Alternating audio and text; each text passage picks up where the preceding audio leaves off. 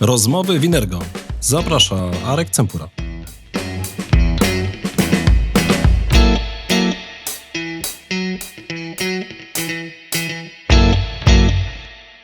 Dzień dobry wieczór się z Państwem, bo nigdy nie wiem, kiedy to oglądacie. Arek Cempura i Rozmowy Winergo.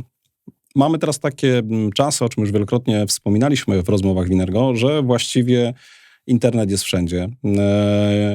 Bezprzewodowy też już jest wszędzie, jeżeli mówimy o Polsce. Na świecie to też już jest coraz większy standard. Właściwie gdziekolwiek nie pojedziemy, oczekujemy, że tam będzie Wi-Fi. W związku z tym to jest dla nas norma. Ale coraz więcej też jest urządzeń, których korzystamy w domu. Ja ostatnio dowiedziałem się na przykład przy teście swojego routera Wi-Fi, że mam 18 urządzeń, które jest podłączone do routera. Byłem lekko zaskoczony, no ale kiedy zacząłem liczyć wszystko, co mam, to się okazało tak, to są telefony, komputery, to są zegarki, a okazało się, że również jakieś tam urządzenie kuchenne również jest podłączone do tego internetu, bo raz na jakiś czas coś tam ściąga. Dzisiaj tych urządzeń podłączonych do internetu jest coraz więcej. W związku z tym też musimy zadbać o to, jak to będzie wszystko sprawnie funkcjonowało. I to mówimy tylko na poziomie domu. Ale teraz wyobraźmy sobie, co się dzieje w firmie. W firmie tych urządzeń mamy mnóstwo. No i teraz dobrze, żebyśmy wiedzieli, że urządzenie, które identyfikuje się albo przedstawia się w sieci, że jest czajnikiem, jest naprawdę czajnikiem, a nie urządzeniem podsłuchowym. Aby porozmawiać na temat tego bezpieczeństwa, zaprosiłem do rozmów Winergo Przemysława Zawadzkiego z Cisco, który odpowiedzialny jest właśnie za obszar security i który trochę mnie przeprowadzi przez to i Państwa również, co Cisco robi i dlaczego warto zwrócić się do partnerów Cisco, do Cisco po to, żeby pomogli zabezpieczyć się przed różnego rodzaju włamaniami, bo też jak rozmawialiśmy w rozmowach Winergo, wiemy, że cyberprzestępca to dzisiaj jest zawód, może jeszcze nie szanowany, ale dosyć dochodowy i powstaje cała gama, cały przemysł, myślę, na ten temat. Przemku, jaka jest twoja rola w Cisco? Kim jesteś, czym się zajmujesz? No i co chcesz nam powiedzieć tak całkiem prywatnie, co poza rozmowy Winergo nie wyjdzie, nie? Oczywiście mam nadzieję, że wszystko, co zostanie powiedziane, zostaje między nami i między wszelkimi widzami dzisiejszego spotkania, dzisiejszego odcinka. Witam bardzo serdecznie Ciebie, Arku, jak i wszystkich oglądających nas dzisiaj. Cisco stosunkowo od niedawna, bo od roku tak naprawdę niebawem, bo 1 lutego mija mi rok w Cisco. No, chyba że ktoś ogląda nas po 1 lutego, to tak, to już minął mi rok. Zajmuję się, jak wspomniałeś, cyberbezpieczeństwem, bezpieczeństwem, tak całym portfolio, można powiedzieć, bezpieczeństwa Cisco. Tego portfolio mamy całkiem sporo, bo już z kilku produktów urośliśmy wręcz do kilkunastu produktów bezpieczeństwa. Oczywiście to nie jest pokrycie wszelkich zagadnień i domen, które można sobie wyobrazić w ramach bezpieczeństwa. Natomiast konkretnie to, czym zajmuję się, to jest wspieranie naszego kanału partnerskiego, wspieranie firm, które zajmują się resellingiem naszych rozwiązań, które zajmują się wdrażaniem tych rozwiązań. Gdzieś z mojej przeszłości właśnie od wdrożeniowca przez pre-salesa, którym jestem w tej chwili, można powiedzieć pewnego rodzaju też architektem, który koncepcyjnie buduje takie rozwiązania architektury bezpieczeństwa i wspiera w takiej pracy koncepcyjnej bardziej naszych partnerów, ich testy u klientów, jak również stara się edukować partnerów, rozwijać ich umiejętności, dostarczać szkolenia, czy również z partnerami dostarczać prezentacje i materiały dla ich klientów, więc powiedzmy jestem taką pierwszą linią wsparcia, jeśli chodzi o technologię cyberbezpieczeństwa dla inżynierów po stronie partnerskiej. Ja też nadal jestem inżynierem i nadal jakby staram się pamiętać o tej mojej przeszłości, gdzie język techniczny był mi bliższy niż język biznesowy, natomiast w dzisiejszej roli muszę pożenić oba te światy, spotykając się właśnie z klientami zarówno od tej strony biznesowej, jak i od strony technicznej, czy właśnie rozmawiając z partnerami, zarówno z pionów zarządu, handlu, jak i technicznego. Teraz ta kwestia inżyniera i biznesu.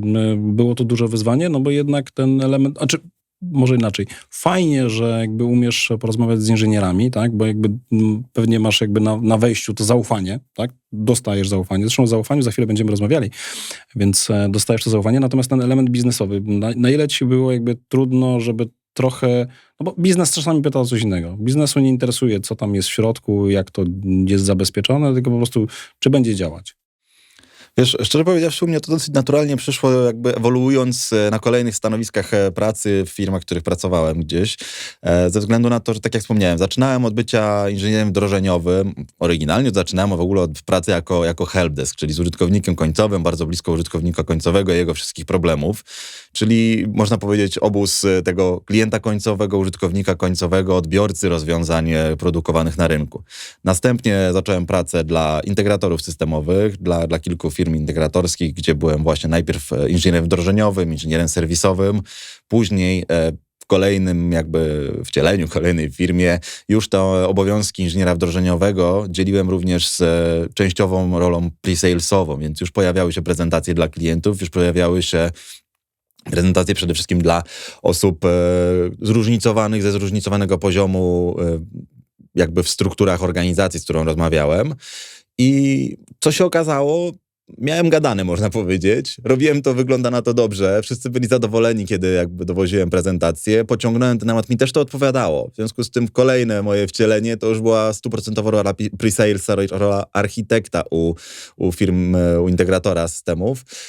Tam z bardzo szerokiego portfolio security, nie tylko związanego z firmą, dla której dzisiaj pracuję, nie tylko związanego z Cisco, ale również innych vendorów. Miałem do dyspozycji mnóstwo rozwiązań, szerokie portfolio. Nie dało się w skończonym czasie poznać tych rozwiązań na takim głębokim zrozumieniu, jakie chciałbym jako inżynier poznać, jako inżynier wdrożeniowy, więc tak naprawdę bardzo pobieżnie wiele z tych rozwiązań poznawałem tylko na tym etapie zrozumiałem dla osoby technicznej, żebym wiedział, o czym można rozmawiać. No i to trochę też przeszkadzało, ta szerokość portfolio i to zróżnicowanie produktów, to zaowocowało też moim obecnym wcieleniem, nazwijmy to, czyli pracą w Cisco, gdzie skupiać się mogę już na jednym vendorze, na produktach jednego producenta, który również to portfolio wcale ma bardzo, bardzo szerokie to portfolio. Nie jest ono ubogie. Tak jak powiedziałem, jest to już kilkanaście produktów bezpieczeństwa w różnych obszarach tego bezpieczeństwa. Od użytkownika końcowego przez naszą sieć, przez uwierzytelnianie do tej sieci, jak i ochronę przed atakami z zewnątrz w formie IPS-ów, w formie firewalli, a także co jest najnowszą naszą akwizycją, zarządzanie podatnościami. Skanowanie podatnościami, zarządzanie podatnościami są dwie zupełnie różne rzeczy. W Cisco póki co nie mamy rozwiązania do skanowania podatności, natomiast mamy rozwiązanie, które jest w stanie tymi podatnościami zarządzić, więc tak jak mówię, portfolio jest bardzo szerokie, bardzo okazałe, z różnych tak naprawdę obszarów tego bezpieczeństwa, bo gdy będziemy mówić o bezpieczeństwie, to też musimy to podkreślić, że to nie jest coś, o czym możemy mówić punktowo, to jest coś, o czym będziemy mówić w dużo szerszej perspektywie, budując całą holistyczną architekturę pokrywającą tak naprawdę wszelkie furtki dostępu do naszej organizacji. Przemek, czyli tak naprawdę twoja rola, jakbyśmy ją tak próbowali zamknąć, ambasador rozwiązań dotyczących cyberbezpieczeństwa będących w ofercie Cisco, tak? Czyli w tym momencie jeździsz, mówisz, przekonujesz, polemizujesz, dajesz argumenty, zbijasz obiekcje.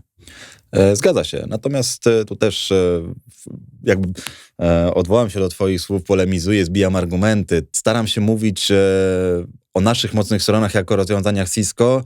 Nie posługuję się powiedzmy taką bronią w rozmowie, że ten vendor to jest słaby w tym i w tym, a my jesteśmy lepsi. Nie.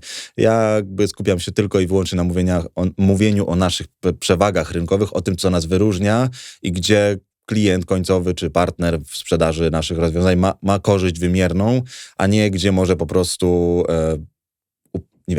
upokorzyć, czy po prostu wygryźć konkurencję poprzez postawienie jej w złym świetle. Czyli pokazujesz zalety, ktoś musi jakby umieć to potem sobie, bo i tak to klient robi analizę, tak, i jakby robi sobie tabelę korzyści, tak, i patrzy, to jest dla mnie rozwiązanie, które będzie najlepiej pasowało do mojej sieci.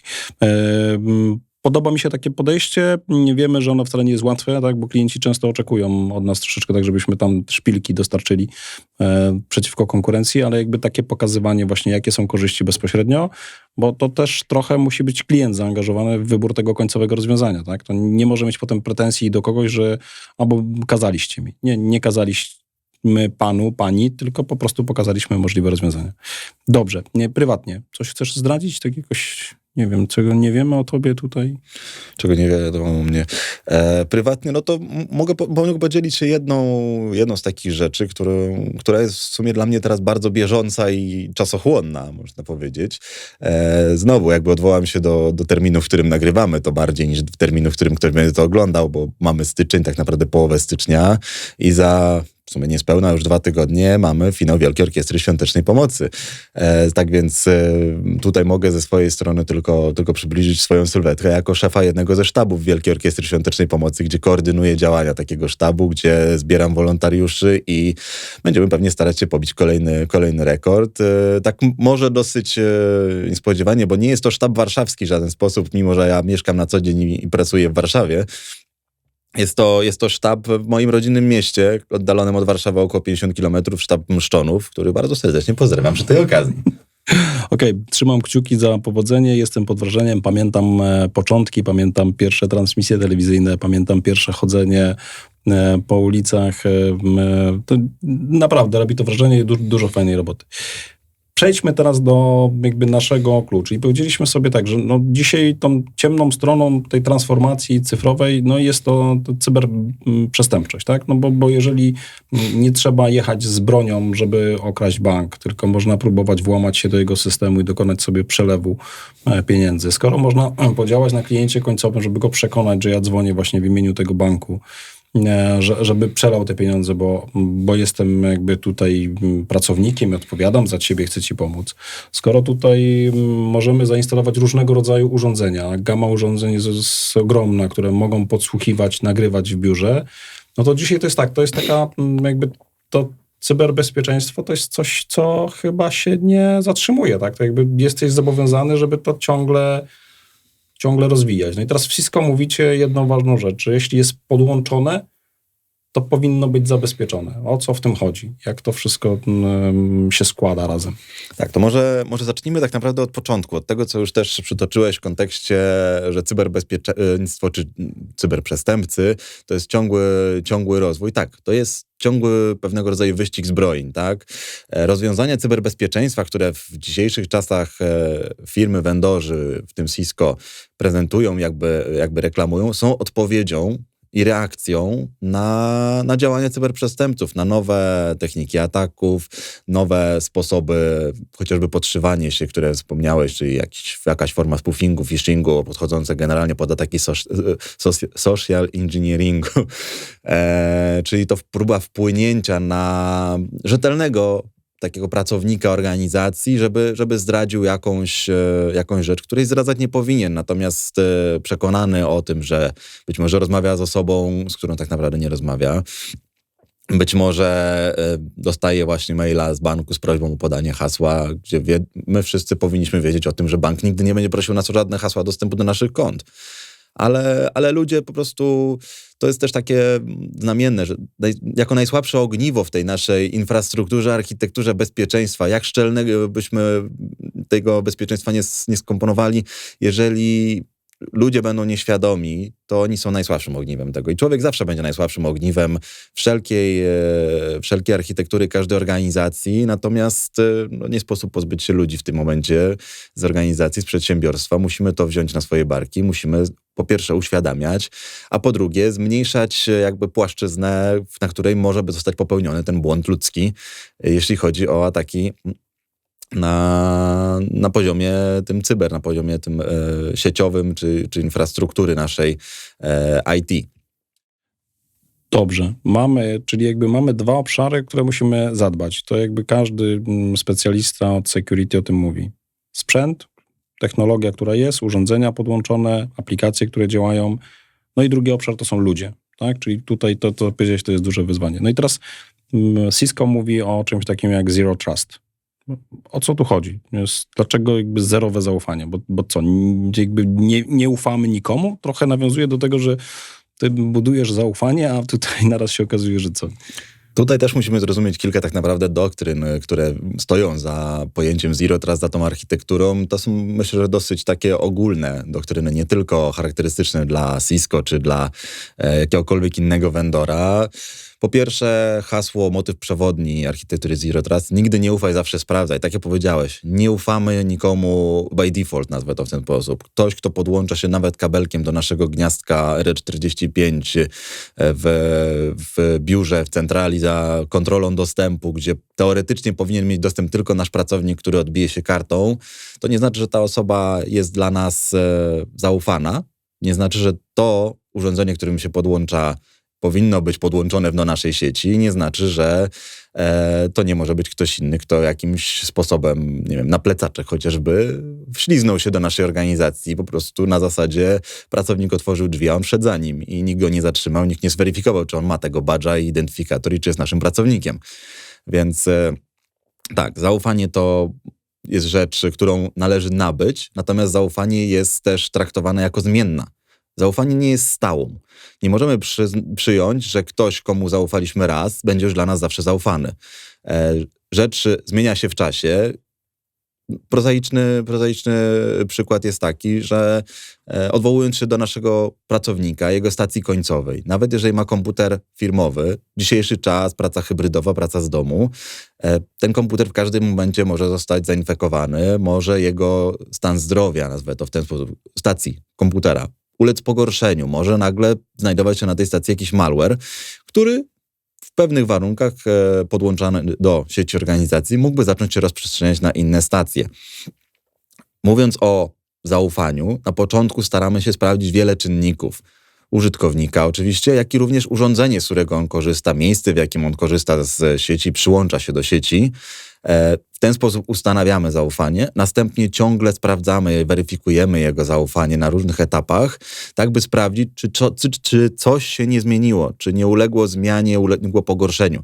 Jeżeli tak, powinniśmy przejść do etapu remediacji lub zastosowania jakichś praktyk, które pozwolą nam na albo ograniczenie czasowe jego dostępu, ale przede wszystkim na, nazwę to uzdrowienie, uleczenie, jakby odwołując się już do tych sformułowań medycznych, natomiast na to, żeby przywrócić to zaufanie do takiego poziomu, jakim było na początku. Czyli coś, co było podstawą jednak relacji społeczeństw, ludzi. Dogadujemy się, osiągamy porozumienie, ufam ci, tak? Za tym zaufaniem oczywiście mogą stać różnego rodzaju deklaracje, różnego rodzaju dokumenty, które podpisujemy po to, żeby jakby jeszcze dać pewność innym pokoleniom, co to znaczy to zaufanie. To dzisiaj mówisz, że to jakby taki element, który dziennie trzeba zweryfikować, tak? Czyli tak naprawdę moglibyśmy powiedzieć, że musielibyśmy, po pierwsze to, co powiedziałeś, dokonujemy weryfikacji systemów, tak? Czy sprawdzamy, czy tam nie nastąpiła jakaś zmiana po ostatnim naszym audycie, tak? Czyli to jest jakby taki jest chyba regularny już audyt. No i teraz druga kwestia w tym obszarze człowiek. To jakby też powinniśmy mu codziennie nie ufać, kiedy przychodzi do pracy. Ale powiedz mi, czy firmy nie zastosowały u siebie już dawno temu monitoringu na korytarzach, chociażby w biurach? To też jest pewnego rodzaju forma ograniczonego zaufania do pracownika. Okej, zatrudniłem cię, ufam ci, jesteś moim pracownikiem, mamy podpisaną umowę, gdzie masz za zadanie między innymi dbać o dobre imię naszej organizacji, firmy. No ale mimo to ta kamera jest zainstalowana i sprawdza, czy nie robisz czegoś, co jest niezgodne z regulaminem naszej pracy w momencie, kiedy jesteś na terenie biura, tak? Okej, teraz ja rozumiem, że jeszcze jakby mieliśmy zawsze wyzwania dotyczące kwestii zapewnienia bezpieczeństwa, to teraz ten element dotyczący tej popularyzacji pracy zdalnej jakby spowodował, że jeszcze mamy jakby większy problem, tak? Owszem, popularyzacja pracy zdalnej po pierwsze przyspieszyła naszą transformację cyfrową. Pandemia koronawirusa, to co za nią stało, wywróciło cały świat do góry nogami, nie tylko pod kątem tego, że nas zamknięto w domu, ale pod kątem tego, co tak naprawdę było jakby prorokowane i zakładane, że się stanie, ale nie tak szybko. Firmy, organizacje nie były przygotowane na przejście na model zdalny. To sytuacja zmusiła ich do tego, żeby nie zastanawiać się nad tym, ale żeby zacząć działać, żeby zachować ciągłość biznesu. Gdyby tego nie zrobiły, to po prostu biznesy by zaczęły upadać, ponieważ nad firmą stoją państwa, rządy, w których to państwach biura organizacji funkcjonują. Jeżeli wydane zostaje rozporządzenie, wszyscy mają zostać w domu, no to żadna siła nie zmusi pracownika w tym momencie, żeby wyszedł z tego domu, postawił się w biurze, a wręcz prawo mu tego zabrania, tak? No tak, a tu jakby teraz mówisz, że takie przyspieszona cyfrowa transformacja to chyba widać też bardzo dobrze w obszarze usług publicznych, tak? Bo wiele rzeczy kiedyś, które były nie do załatwienia w urzędzie zdalnie, naraz się okazuje, że można, tak? Że właściwie telefon, mail działa. Natomiast no, tu też chyba to, co spowodowało, nie wiem, ja patrzę jak w Polsce łatwiej, no to, że mieliśmy już jakieś te jakby weryfikacje tej naszej tożsamości, te dowody cyfrowe, tak? Czyli jakby mogliśmy skorzystać z banku, potwierdzić się, gdzieś tam się zalogować, więc jakby ktoś nas zweryfikował i trochę bazowaliśmy na tym zaufaniu, takim trochę z przeszłości, tak? Że zostaliśmy tam zweryfikowani, no i jakby ciągle się tego trzymamy, więc teraz to, co powiedziałeś, to myślę, że też pewnie nadejdzie moment, tak? Gdzie nastąpi weryfikacja nas kiedyś tam zarejestrowanych w jakimś systemie. Tak, ale tu też pod kątem weryfikacji prosty przykład to chociażby lotniska, tak? Z jednej strony jesteś weryfikowany przed wylotem ze swojego rodzimego lotniska, a z drugiej strony jak dolecisz na miejsce docelowe, znowu cię weryfikują służby na lotnisku, na którym przybyłeś, tak? Więc... No przecież w samolocie trudno się zgubić, no to jakby patrząc na to, nie? Wydawałoby się, że... Owszem, trudno się zgubić. Mimo wszystko nadal następuje weryfikacja i nawet jakiś czas temu słyszałem o przypadku chłopaka, który... Już nie pamiętam dokładnie, czy on wyleciał z Wielkiej Brytanii, przyleciał do Polski na lotnisko do Krakowa bodajże i na lotnisku w Krakowie został chyba zweryfikowany ponownie. Generalnie sprawa dotyczyła się jego paszportu. Otóż po wydaniu jego paszportu okazało się, że jedna z cyfr w numerze seryjnym paszportu, czy tam w numerze PESEL, jego matce wydała się nieczytelna. W związku z tym postanowiła poprawić tą cyfrę długopisem. Służby na lotnisku, z którego wylatywał, nie zaobserwowały tego, natomiast służby na lotnisku, do którego przyleciał, jak najbardziej. W związku z tym, no, możesz sobie wyobrazić, jakiego zamieszanie to spowodowało, gdzie prawnie zabronione jest ingerowanie w dokumenty państwowe, które są wydają nasze organy i faktycznie chłopak był zatrzymany do wyjaśnień, 17-letni, a w tej chwili jego matka ma postawione zarzuty właśnie ingerencji w tego typu dokumenty bezprawne. To jest ten element, chciałem dobrze, wyszło jak zwykle, nie? Dokładnie. To są ten.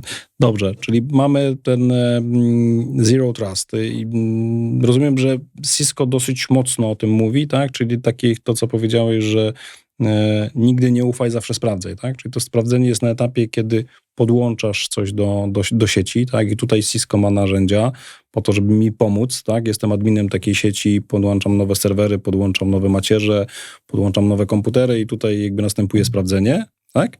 Ale jednocześnie rozumiem, że w tej filozofii jakby Cisco to jakby też wspomaga tych adminów, żeby to się działo w miarę regularnie, tak? Żeby dostawali informacje o jakichś anomaliach w tej sieci. I tutaj właśnie wchodzimy w kwestię architektury naszych rozwiązań bezpieczeństwa. Nie tylko bezpieczeństwa, bo również rozwiązań, na których budujemy naszą sieć, bo w całej architekturze Zero Trust będą miały swój udział przełączniki, będzie miał swój udział DNA Center, będzie miało udział nawet sieci SD-WAN-owe. Natomiast no ja tu jestem, żeby mówić o bezpieczeństwie, więc skupię się na tej części bezpieczeństwa. Jeśli chodzi o Zero Trust Cisco, wyróżniamy takie 3 obszary, w których mówimy o Zero Trust, o tej architekturze. Po pierwsze jest to obszar workforce, czyli mówimy o naszych pracownikach, osobach, które dla nas pracują, kontraktorach, którzy dla nas pracują, a także o gościach, którzy mogą się pojawić. Po drugie workplace, czyli nasze miejsce pracy, nasze biura, nasze oddziały firmy. No i po trzecie workloads, czyli nasze zasoby. I mówiąc o zasobach, będziemy mówić o aplikacjach, będziemy mówić o systemach kontenerowych, będziemy mówić o naszych centrach danych. W każdym z tych obszarów, o których mówimy o zerowym zaufaniu, będziemy mieli pewnego rodzaju wiodące technologie, które będą najbliżej jakby tego obszaru, tej domeny i najbardziej odpowiadały jej zabezpieczeniu.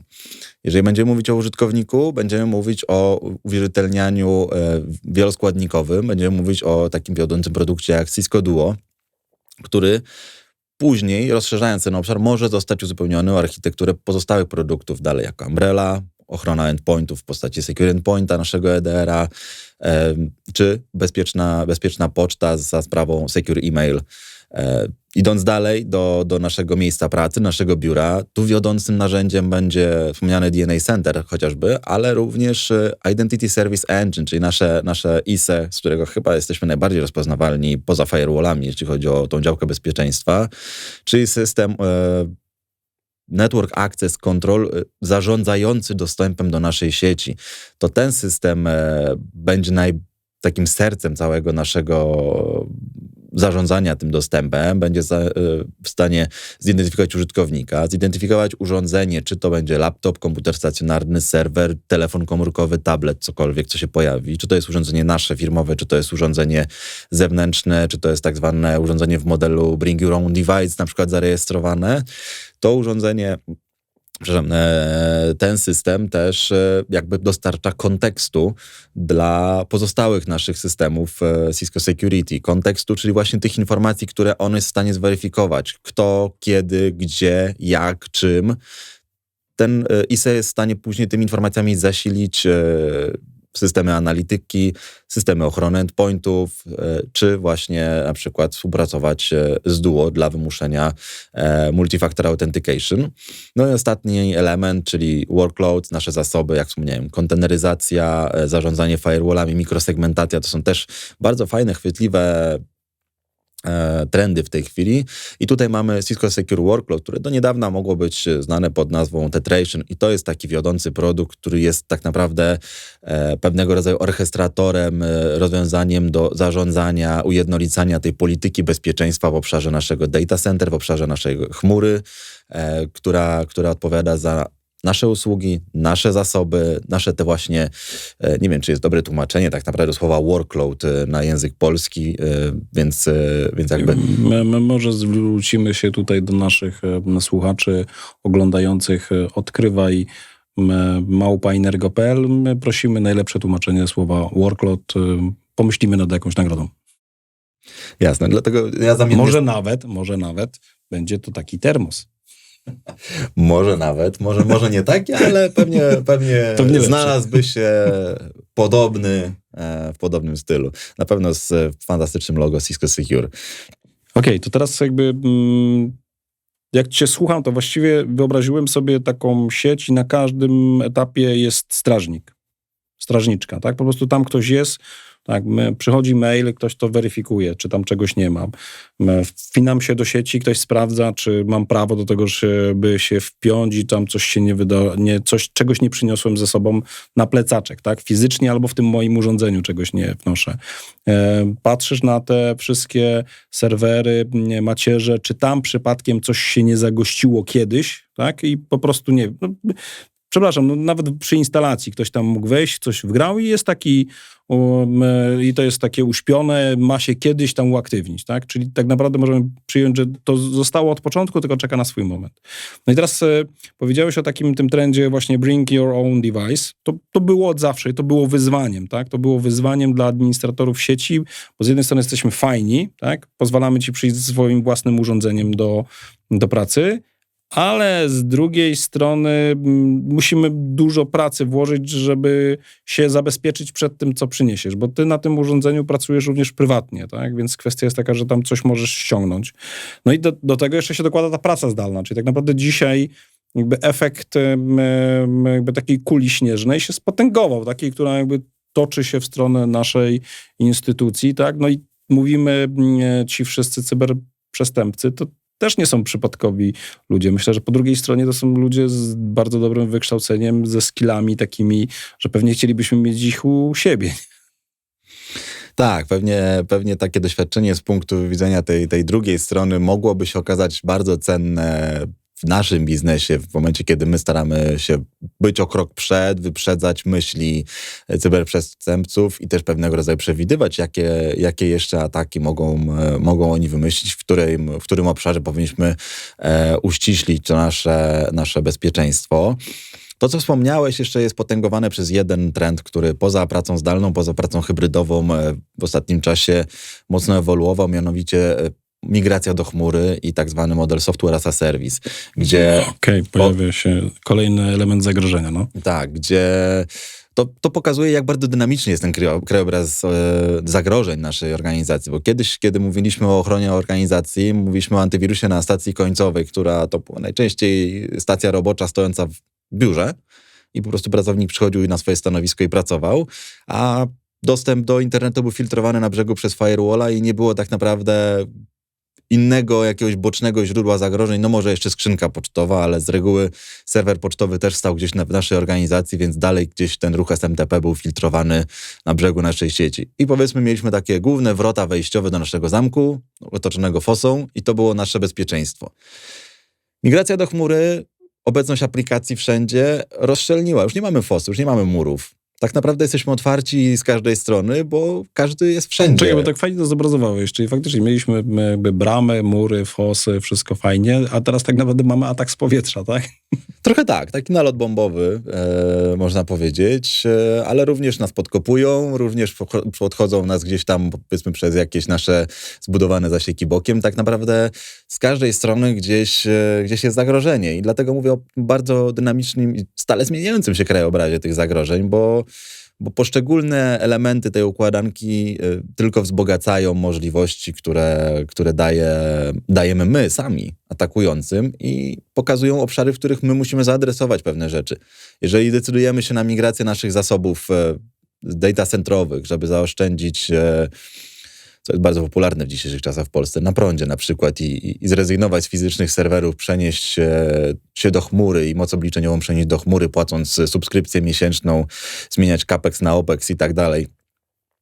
Jednocześnie musimy mieć dostęp do tej chmury. I teraz pytanie, skąd jest dostęp? Czy tylko z naszej sieci organizacji?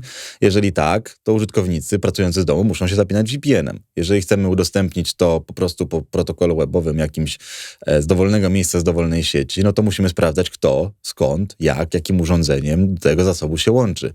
Tu się właśnie doskonale sprawdza między innymi nasze Duo, które jest w stanie zabezpieczyć każdą dosłownie aplikację, dostęp do każdej aplikacji webowej w ten sposób z dowolnego miejsca, w którym się znajdujemy. Jednocześnie Duo sprawdza wspomnianą już wcześniej przeze mnie kondycję stacji końcowej. Oczywiście sprawdza ją w pewnym zakresie. Nie jest to na takim poziomie, jaki może poszczycić się chociażby nasze ISE w kontekście tego sprawdzania połszczer. Natomiast jesteśmy w stanie zweryfikować, czy jest aktualny system operacyjny, czy na stacji jest założone hasło, między innymi, czy mamy chociażby zaszyfrowane dyski w naszej stacji końcowej. Sprawdzamy również pośredniczące urządzenie w weryfikacji wieloetapowej, ponieważ przy Duo, kiedy z naszego komputera logujemy się do aplikacji, dostajemy drugi faktor, drugi czynnik do potwierdzenia naszej tożsamości, czyli wpisujemy użytkownika naszego, wpisujemy nasze hasło, jest wysyłany request przykładowo na nasz telefon komórkowy, gdzie jest zainstalowana aplikacja Duo do potwierdzenia tożsamości i możemy potwierdzić, odrzucić. To jest jeden czynnik. Kolejny czynnik, który możemy dodać, to jest biometria. Telefony są wyposażone już w rozpoznawanie twarzy. Trochę starsze modele, chociaż chyba w nowszych też cały czas funkcjonujący odcisk palca, który też może być potwierdzeniem biometrii. Więc to jest kolejny czynnik, który potwierdza, że ta osoba to jest właśnie ten człowiek siedzący za komputerem i logujący się w tym momencie do aplikacji. Nawet jeżeli ktoś wykradnie nasze hasło i login, nie powinien móc się zalogować ze względu na to, że na koniec końców zostanie wysłana ta wiadomość push na telefon, będzie musiał podać tak zwany one-time password, który jest generowany na takim tokenie nawet hardware'owym, takie popularne bryloczki kiedyś Tak, to jak w zasadzie każda organizacja, niektórzy państwo może znacie z banków, tak, były takie czasy. No ja też swego czasu używałem takiego bryloczka, zatrudniony właśnie w firmie jako helpdesk dla dostępu zdalnego. Chodziłem z takim właśnie bryloczkiem przy kluczach zawsze, żeby wiedzieć, jaki jest ten kod, kiedy potrzebowałem zapiąć VPN do firmy, pracując zdalnie, co bardzo, bardzo rzadko, ale nie zdarzało się już 10 lat temu, jakby nie patrzeć. Ty teraz jak tak opowiadasz, to po pierwsze to jest tak, poza całą kontrolą tej sieci, która jest istotne, też jest urządzenie, z którego korzystasz. Tak? Im bardziej ono wspiera twoją prywatność, im bardziej wspiera same zabezpieczenie na poziomie, żeby stamtąd nic nie wyciekało, nie wyciekały hasła i tak dalej, to jest też istotne. I teraz to, o czym ty mówisz, to jakby element potwierdzania mojej tożsamości i praw do korzystania z tego urządzenia, a potem z konkretnych zasobów też jest ważne.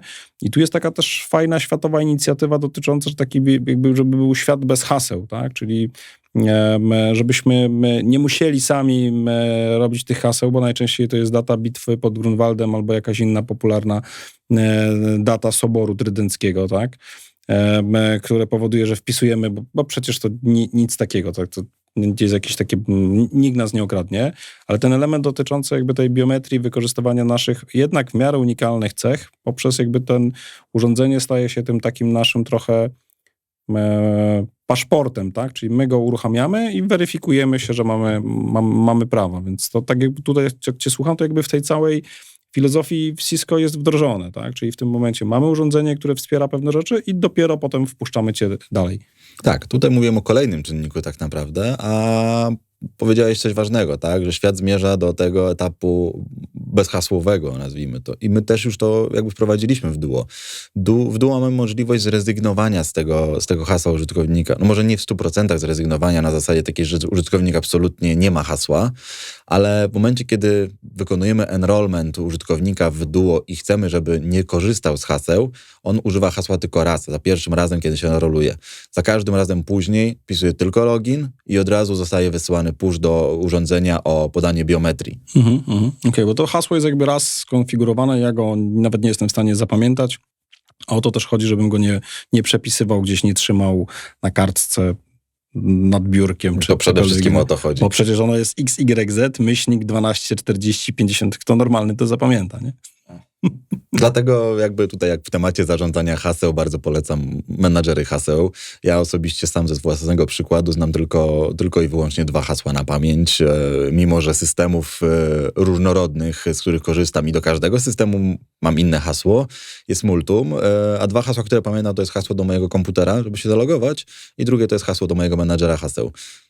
Resztę pamiętam menadżer. Powiem ci, że ja pamiętam hasło, które potrzebuję, żeby zalogować się do iPada, czy do MacBooka, czy do iPhone'a, natomiast wszystko inne już coraz częściej przerzucam się na to podpowiedzi, które mi system generuje, domyślne hasła jakieś skomplikowane, no i tak naprawdę ten element dotyczący tej biometrii, tak? Czyli jak używam regularnie urządzenia, no to biometria jest wystarczająca do tego, żeby mnie puścić dalej, natomiast jak ono jest, nie wiem, zresetowane, wyłączone, no to muszę się zalogować, więc to jest ten pierwszy element, muszę dokonać, tak? Czyli muszę otworzyć swój sprzęt i on jest jakby dla mnie potem furtką na cały świat. Także myślę, że no tak, to trochę zaczynamy myśleć, to jest to, co powiedzieliśmy na początku, o ludziach, tak? Czyli jakby staramy się zminimalizować wpływ człowieka na to, jak łatwo byłoby wejść, korzystając z jego haseł i różnych jakichś takich innych danych do sieci, tak? Czyli jakby zawężamy miejsca kontroli, tak? Bo wtedy mamy mniej do kontrolowania, bo nie musimy mieć tej szerokiej kontroli.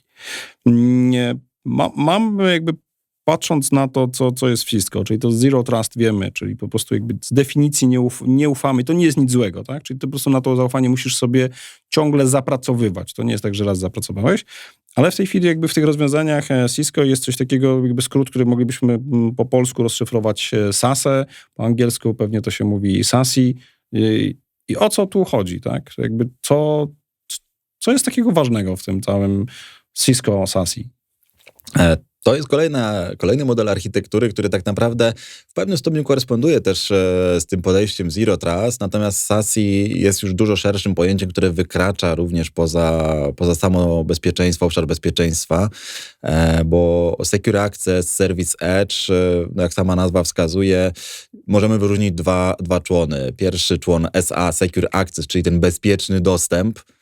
To jest jedna rzecz, o której już trochę też porozmawialiśmy przy okazji Zero Trust, żeby ten dostęp był bezpieczny, zaufany, żeby był zweryfikowany. Secure Access to są te 2 pierwsze jakby SA, tak? Tak, a potem mamy człon Service Edge, czyli chodzi o nasz brzeg dostępu do sieci, do internetu, mówiąc prostymi słowami, ale nie tylko w kontekście dostępu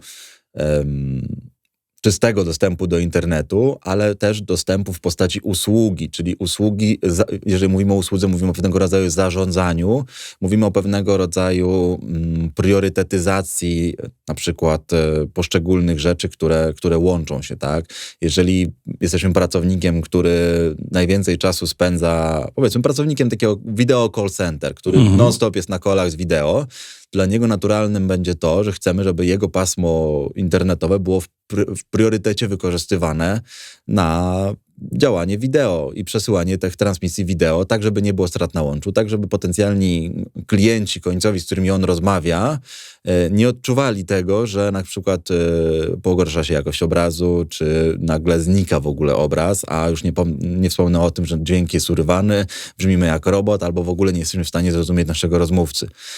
I to jest ten serwis Edge. Tutaj bardzo mocno wchodzą nam kwestie technologii SD-WAN-owej, o której pewnie ktoś inny będzie w stanie opowiedzieć dużo. No tak, my rozmawiamy z Szymonem w jednym z naszych tutaj właśnie odcinków. I Szymon pewnie to dużo lepiej przybliży niż ja, natomiast w dużym ogólniku, w dużym skrócie tak to mniej więcej postrzegamy. SD-WAN jako sposób na zoptymalizowanie tego user experience w kontekście połączenia do sieci, a jednocześnie z naszej perspektywy jako organizacji zoptymalizowanie jego możliwości działania per zakres obowiązków, który taki użytkownik wykonuje i tak by ten pracownik miał komfort pracy i osoby, które z nim pracują, miały komfort pracy tej wspólnej.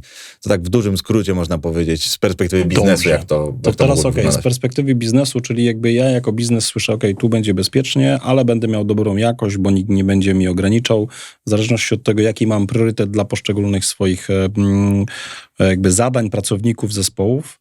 Dobrze, to teraz jak to SASI przekłada się na pracę kogoś takiego, kto jest architektem rozwiązań, tak? Co on właściwie powinien wiedzieć, jak zaczynam myśleć o tym, tak? I on jakby co, mówi, nie, kurczę, no tu jakieś to, nie chce mi się. Tak jak powiedziałem, w kwestie SD-WAN-owe już nie będę wchodził jakby z tego punktu widzenia, że nie jestem tu ekspertem w tej dziedzinie, natomiast SD-WAN jest jedną ze składowych architektury SASI. Ja mogę powiedzieć dzisiaj ci o kwestiach bezpieczeństwa i tu znowu będziemy wracać do tej naszej transformacji, która nastąpiła, do tego, że de facto pracujemy zewsząd, i zewsząd chcielibyśmy mieć podobny ten user experience, podobne odczucia z działania naszej sieci i jednocześnie mieć pewność, że jesteśmy bezpieczni. Powiem więcej. Chcielibyśmy, żeby ten poziom naszego bezpieczeństwa, czy siedzimy w kawiarni, czy siedzimy w domu, czy siedzimy w studiu nagraniowym, albo jesteśmy w biurze lub w oddziale naszej firmy, był na tym samym lub bardzo zbliżonym poziomie i był ochroniony przez odpowiednio dobrane polityki ze względu na to, w jakim miejscu się znajdujemy. Wiadomo, kawiarnia będzie bardziej niebezpieczna ze względu na przykład na otwarte hotspoty Wi-Fi, w związku z tym poziom polityki obostrzenia naszego dostępu do internetu może być wyższy. W tym wszystkim chodzi o to, żeby nasi pracownicy nie czuli się przytłoczeni tak naprawdę ilością systemów ochrony, żeby oni tego nie odczuwali, że są chronieni tak naprawdę. Pracownik ma wiedzieć tylko jedno. Jestem bezpieczny i mogę z tego miejsca pracować bezpiecznie. Nie musi wiedzieć tego, że za tym, że on jest bezpieczny, stoi 5 różnych systemów z tyłu, które na każdym etapie gdzieś weryfikują jego właśnie zaufanie, sprawdzają dostęp do każdej pojedynczej strony internetowej, czy wręcz są w stanie mu dostarczyć otwartą stronę, witrynę webową w formie tak naprawdę zwirtualizowanej, gdzie on widzi, płynnie przewija sobie stronę, korzysta z kontentu tej strony, który tak naprawdę uruchomiony jest w chmurze i tej chmurze detonują się wszelkie próby zainfekowania jego stacji, a jego stacja, jego przeglądarka, jego komputer jest totalnie bezpieczny ze względu na to, że nic nie ma prawa wykonać się na jego komputerze. Czyli trochę byśmy może tak trywialnie, ale wrócilibyśmy do tego obrazu, który tu był tego zamku z fosami, coś jeszcze, tak? Czyli tak naprawdę taki architekt musi popatrzeć na to, czyli mamy ten zamek, to jest nasza jakby ta firma, tak? I kiedyś było łatwiej, bo ludzie wchodzili do tego zamku, stamtąd realizowali różne zadania, tak? Dzisiaj teraz ci ludzie są poza tym zamkiem, ale coś jest w tym zamku, z czego potrzebują skorzystać, a jeszcze to, co powiedziałeś, ten zamek ma jeszcze połączenie z jakimś czymś innym zamkiem, z którego będzie właśnie korzystał jeszcze konkretne dane, chmurę i tam znowu to jest zasób współdzielony, tak? Czyli tam przychodzi wiele różnych firm, korzysta z tej samej aplikacji, chociaż niby ona jest dedykowana tam w jakimś zakresie mamy dla nas, ale jakby wszyscy jakby z tej aplikacji korzystają. No i teraz rozumiem, że taki architekt, który zaczyna o tym myśleć, to musi sobie jakby popatrzeć, czego mu brakuje, tak? Czyli tak naprawdę zrobić taki audyt. Dzisiaj mam to, tak? Jakie mam potrzeby, bo mi się organizacja zmieniła, tak? Czyli to fajnie powiedziałeś, że ci ludzie, którzy pracują poza firmą, no, oni oczekują dobrej jakości połączenia, bo o to chodzi, że oni się łączą do firmy i z tej firmy wychodzą na zewnątrz, bo tak to powinno być, tak? Czyli jeżeli nawet jestem w tej kawiarni, gdzie jest tam ta sieć jakaś średnio zabezpieczona, to ja przez VPN-a czy coś, to powinienem wejść najpierw do swojej firmy i dopiero stamtąd potem korzystać z tych wszystkich zasobów, tak? I teraz, no to taka praca tego architekta to jest tak po prostu... No i właśnie tutaj pojawia się magiczne stwierdzenie, to zależy. Takie stwierdzenie, które pewnie od wielu inżynierów, architektów można usłyszeć, bo tak naprawdę to zależy wszystko. Wszystko zależy od scenariusza, jaki sobie przyjmiemy i to, na co pozwolimy naszym pracownikom. VPN oczywiście jest jedną z form zabezpieczenia, natomiast VPN sam w sobie jest tylko i wyłącznie połączeniem pracownik-firma. Jeżeli stacja pracownika jest zainfekowana i połączy się VPN-em do firmy, my tego nie sprawdzamy, to co on tak naprawdę w tym momencie robi? No to Ten malware jest wysyłany do one sobie przechodzą firmy. tym tunelikiem, są zabezpieczone, zresztą tak jeszcze. Tak, są zabezpieczone, zaszyfrowane, nie zaglądamy do tego ruchu, nie rozszywamy tego ruchu. W związku z tym całe zagrożenie trafia do naszej organizacji i rozprzestrzenia się. Jeżeli to był ransomware, to za chwilę możemy mieć pół firmy zainfekowane, zaszyfrowane dane i prośbę o okup, tak? W tym wypadku. W związku z tym kluczowe w tym podejściu nawet nie jest samo korzystanie z VPN-a jako połączenia do zasobów firmy. Oczywiście, jeżeli mamy zasoby, które są on-premowe, działają tylko w naszej organizacji i musimy z nich skorzystać, no to najprostszą formą jest właśnie połączenie się VPN-em, żeby z tego skorzystać. Natomiast są już technologie VPN-less, umożliwiające połączenie z takim na przykład serwerem webowym stojącym w centrum danych naszym, w sieci naszej organizacji, bez konieczności zapinania VPN. To też realizowane jest między innymi przez nasze duo, mamy taką możliwość. Natomiast to, co jest ważne, to jest to, co już też zdążyło wybrzmieć wcześniej. Świat zmigrował do chmury. Infrastruktura zmigrowała do chmury, oprogramowanie zmigrowało do chmury, zagrożenia zmigrowały do chmury, bezpieczeństwo też musiało zmigrować do chmury. W związku z tym my w Cisco oferujemy produkty bezpieczeństwa, które są też dostępne w modelu Software as a Service, które pozwalają zabezpieczyć naszą stację końcową, naszego użytkownika końcowego z każdego miejsca, gdzie on się znajduje. Nie jest to tylko weryfikacja tożsamości, w przypadku Duo wieloetapowa, wieloskładnikowa, która zapewnia nam jeszcze passwordless, VPN-less, ale są to również mechanizmy takie jak firewall, jak IPS, są to mechanizmy takie jak CASB. Ja wiem, teraz posługuję się wieloma różnymi akronimami, które za chwilę postaram się troszkę rozszerzyć.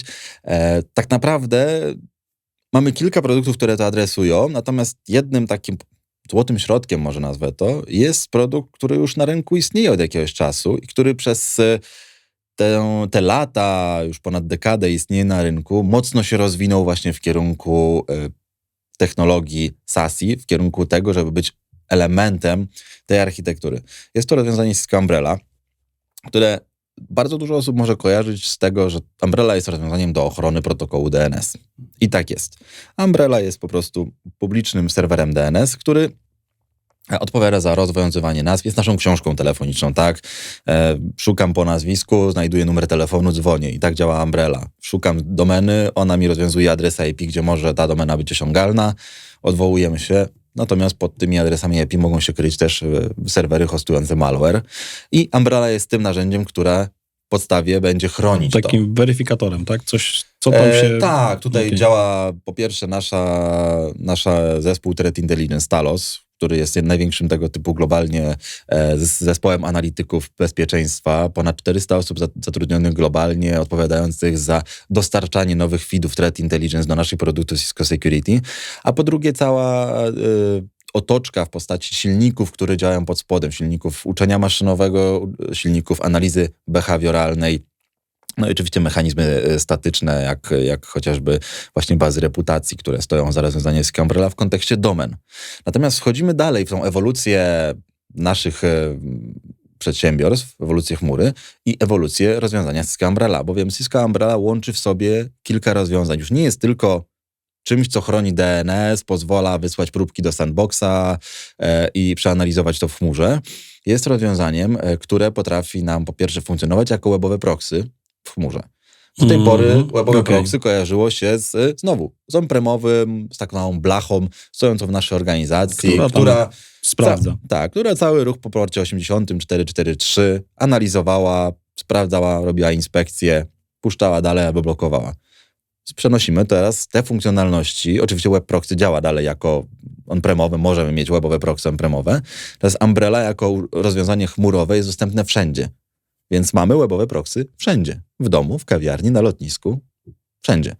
To jest jedna rzecz, która stoi za Cisco Umbrella. Kolejna rzecz to jest Firewall as a Service. Czyli znowu nasze firewall, które w naszym modelu zamku z fosą, to były nasze wrota, tak? Firewall to było to miejsce, gdzie filtrowaliśmy, gdzie stał strażnik i albo opuszczał tą halabardę i nie pozwalał przepuścić, albo przepuszczał, tak? Albo dał się przekupić. Powiedzmy, że firewall jest takim dosyć nieprzekupną osobą. No, da się go ominąć, przechytrzyć, ale nie przekupić może w ten sposób. I teraz znowu, firewalla wynosimy do chmury. Poprzez to zastosowanie możemy mieć firewall wszędzie, gdzie jesteśmy. Nie musimy polegać na tym, że mamy nasze biuro centralne organizacji, tam stoi duży serwis prowajderski jej klasy, nawet firewall, który filtruje ten ruch. Nie musimy tego ruchu VPN-em przepuszczać przez centralę, żeby to, że ja chcę wyjść do naszego Office'a 365 powiedzmy, skorzystać z poczty, to ja nie muszę zapiąć się VPN-em i tego ruchu teraz tunelować przez naszą organizację, przez tego firewalla, żeby czuć się bezpiecznym.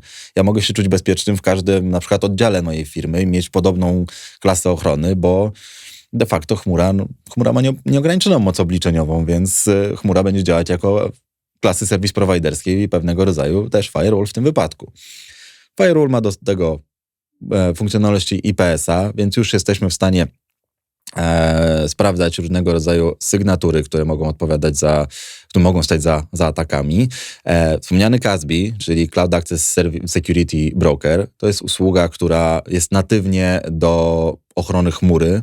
Znowu przytoczę tą chmurę Microsoftową, gdzie za pomocą CASB'ego jesteśmy w stanie analizować albo dane, które są wysyłane, odbierane do naszego zasobu chmurowego, albo tak zwaną data on rest, czyli dane, które spoczywają. Jeżeli ktoś edytuje plik, który znajduje się na przykład w tym naszym OneDrive'ie, chronionym przez Umbrellę, chronionym przez CASB'ego, to będziemy o tym wiedzieć, tak? Możemy zabronić edycji, możemy na przykład wzbogacić to mechanizmy DLP. Nie mówię tutaj o rozwiązaniu DLP jako osobnym rozwiązaniu, ale mówię o tym, że w Umbrelli są zaimplementowane te mechanizmy DLP, czyli Data Loss Prevention, pozwalające na przykład na wykrywanie, czy tam nie ma jakichś danych wrażliwych, medycznych, PESEL-u, numeru konta, numeru dowodu osobistego i na przykład zabronić przesyłanie takich danych, zabronić kopiowanie tych danych, pobieranie tych danych, bo do tego między innymi służą rozwiązania CASB, do zarządzania tym, co znajduje się w naszej chmurze, do ochrony tych konkretnych aplikacji. Takiego kontentu, co wypuszczamy, co do nas przychodzi, jakby gdzie są ewentualnie dane wrażliwe, tak? Tak.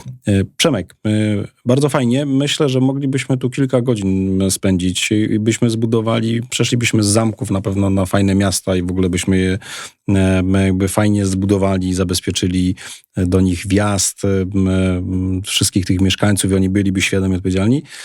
Ale jakby niestety musimy kończyć. I teraz moje pytanie, jak byś tak po prostu tutaj podsumował, przekonał, dlaczego akurat warto pomyśleć o rozwiązaniach z zakresu cyber security Cisco?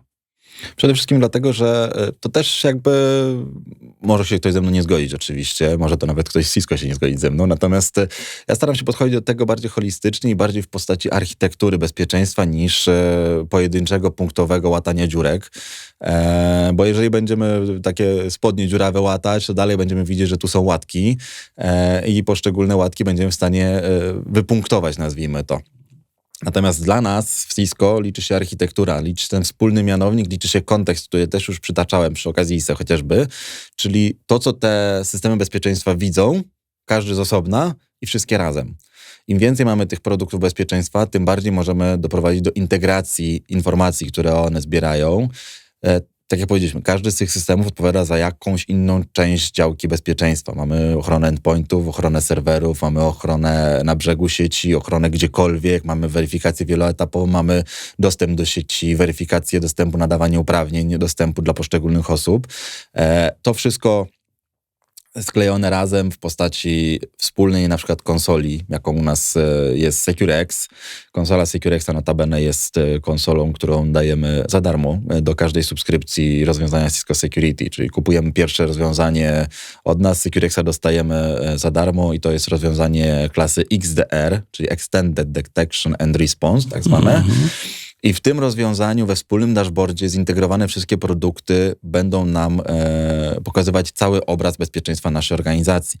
To myślę, że to jest szczególnie ważne dla dużych organizacji, które mają zespoły analityków, zespoły SOC-owe, które mogą z tego skorzystać, ale również dla mniejszych firm, które cierpią na dolegliwość polegającą na okrojonych zasobach IT, małym zespole IT, który często musi borykać się, właśnie, firma inwestuje w bezpieczeństwo, inwestuje w dużo rozwiązań i teraz jest kilka różnych rozwiązań, każdy pokazuje swój dashboard i musimy być zaznajomieni z tymi wszystkimi dashboardami. Z SecureXem możemy to wszystko zintegrować w jednym pojedynczym dashboardzie, tak jak powiedziałem, jako architektura Cisco, natomiast SecureX ma otwarte API, pod tym API możemy zaciągać również dane z produktów third party, a także z integracji natywnych third Tu bym na party. chwilę, czy rozumiem, jest jakby to otwarte API pozwala nam, że jeżeli już mieliśmy w sieci inne rozwiązania, albo z jakiegoś powodu ktoś zdecydował się na rozwiązanie firmy innej niż Cisco, tak? Bo nie wiem, lepiej je znał, albo stwierdził, że w danym obszarze ono tam mu lepiej działa, to jakby z punktu widzenia osoby zarządzającej, jakby ona dostaje taki pełen obraz, tak? Czyli może to podłączyć i w tym momencie będzie miała więcej informacji, co się dzieje, bo będzie miała informacje natywne, powiedzmy, z urządzeń Cisco i poprzez to API dostanie te informacje, które potrzebuje z tego innego rozwiązania. Nawet więcej niż tylko dostanie informacje, ponieważ SecureX jest dużo potężniejszym rozwiązaniem, znowu składającym się z pewnego rodzaju modułów. Jeden moduł to jest moduł inwestygacji, gdzie jesteśmy z poziomu SecureXa w stanie przeprowadzić pewnego rodzaju analitykę dochodzeniową, sprawdzić, jeżeli już na przykład zdarzył się jakiś włam, gdzie się zdarzył, skąd przyszło zagrożenie, zweryfikować, jak bardzo na przykład się replikowało, czy to przyszło mailem, czy poprzez domenę jakąś, którą odwiedził nasz użytkownik. Dostajemy pełen obraz na zasadzie połączenia kropek i strzałek, bo widzimy wszystkie elementy układanki, których dotyczyło na przykład to konkretne zagrożenie, na przykład jakiś zainfekowany plik, który został pobrany i rozprzestrzenił się po naszej organizacji. Dowiemy się z poziomu SecureXa, gdzie ten plik się pojawiał na przykład.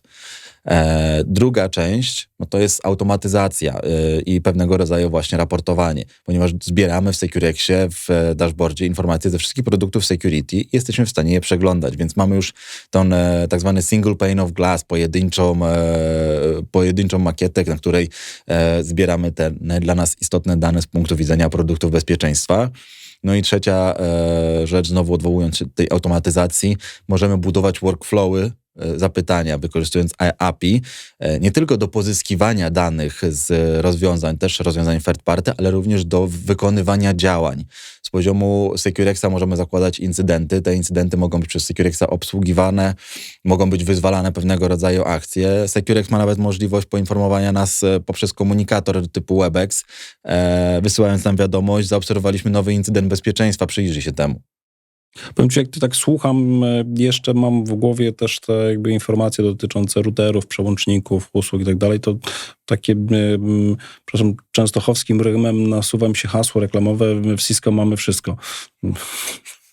Trochę, ale to tak wygląda, tak? Czyli przez to doświadczenie długoletnie firmy, przez to, że ona tak naprawdę zaczynała od tych urządzeń, routerów, dostęp do sieci, potem te przełączniki, potem Wi-Fi, SD-WAN, tak naprawdę i cały czas jak gdyby ten element dotyczący bezpieczeństwa, no to ta oferta jest taka no komplementarna, czyli tak właściwie jak zdecyduje się na wejście na drogę Cisco, to właściwie będę miał co chwilę informacje, słuchaj, okej, mamy to, rozważ tamto, tak? Czyli czuję się, będę jakby zaopiekowany i nie zostanę pozostawiony w danym momencie, że doszedłem do tego, a tego nie mamy, to idź sobie poszukaj, tak?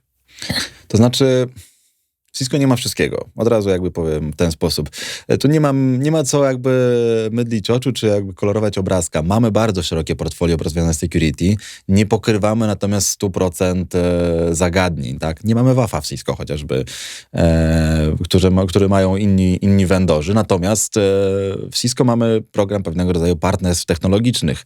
I w pewnych obszarach, których my nie adresujemy, gdzie nie mamy naszych rozwiązań, mamy na przykład, nazwijmy to trochę może na wyrost, autoryzowanymi integracjami z partnerami technologicznymi, z firmami, innymi vendorami, którzy te rozwiązania mają, są na jakiejś uznanej pozycji rynkowej, jeśli chodzi o te rozwiązania i z nami współpracują. W ten sposób powstają nasze natywne integracje, nie wymagające tego, żeby samemu sobie dopisać tą integrację, czy stworzyć skrypt, workflow pozwalający na tą integrację, a na zasadzie po prostu wymiany kluczy API i już wiemy, że te rozwiązania będą ze sobą rozmawiać.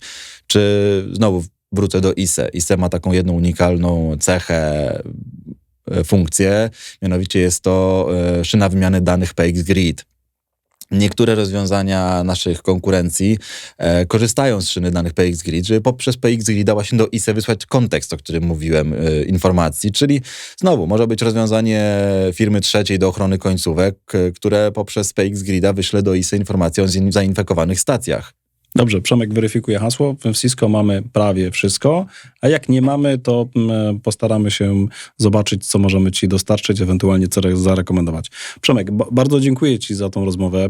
Myślę, że tutaj państwo też usłyszeli dużo ciekawych dla was informacji. Myślę, że ta rozmowa była zarówno dla biznesu, który może sobie jakby zbudować wyobrażenie, dlaczego warto w ogóle zadbać o bezpieczeństwo, bo to jest dosyć istotne, ale także koledzy, którzy tu są inżynierami, też jakby poczują, że jednak, jak to mówią w tym podcaście, w tej rozmowie było mięso, tak? Czyli to nie jest tak, że ja się spotkałem z Przemkiem, żeby tam sobie porozmawiać o górnolotnych hasłach dotyczących bezpieczeństwa, tylko tak naprawdę Przemek przedstawił konkrety, które są w ofercie Cisco, powiedział, co jest, na co warto zwrócić uwagę, a jednocześnie zasygnalizował, że Cisco jakby też stwarza pewne podstawę, platformę do współpracy, no bo w naszym szeroko pojętym interesie jest to, abyśmy to, co dostarczamy, my jako operatorzy było bezpieczne, a też to, na czym pracujecie państwo jako klienci, również zapewniało wam bezpieczeństwo. Przemku, bardzo ci dziękuję. Życzę sukcesów w tegorocznej świątecznej Orkiestrze Wielkiej Pomocy. Niech moc będzie z tobą do końca świata, jeden dzień dłużej, tak? Tak jest. Dzięki, Jarku, mam nadzieję, że do zobaczenia i mam nadzieję, że nie odpłynąłem w niektórych tematach może za bardzo i nie rozwinąłem się, ale pewnie tak jak Szanowni wspomniałeś. państwo, jeżeli uważacie, że Przemek odpłynął lub nie odpłynął, możecie się skontaktować z nami. Adres e-mail do nas odkrywaj@inergo.pl. Napiszcie swoje wrażenia, a może napiszcie, o czym byście chcieli, żeby jeszcze Przemek powiedział bardziej. Także dziękuję wam bardzo serdecznie i zapraszam do innych naszych rozmów w Inergo.